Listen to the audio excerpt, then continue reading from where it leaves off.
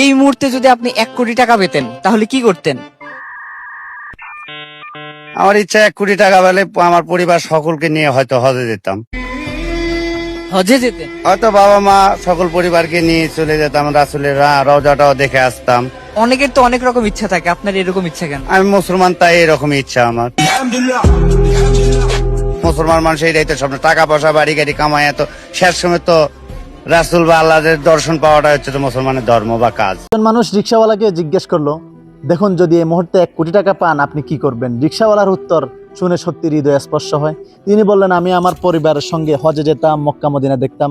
ভাবুন তো, 1 কোটি টাকা পাওয়ার সুযোগ থাকা সত্ত্বেও তার মন প্রফুল্ল নেই, আর নেই কোনো লোভ। তার মন, তার ইচ্ছা আল্লাহর ঘরের প্রতি ভালোবাসা এবং নবীর রওজার প্রতি আকাঙ্ক্ষাপূর্ণ। এটা দেখায় যে মানুষের মন বড় হওয়া দরকার শুধু টাকা বা ধন সম্পদ বড় করার চেয়েও।